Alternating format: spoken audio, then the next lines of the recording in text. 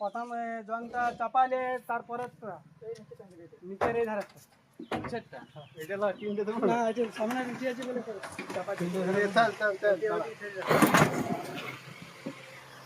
এই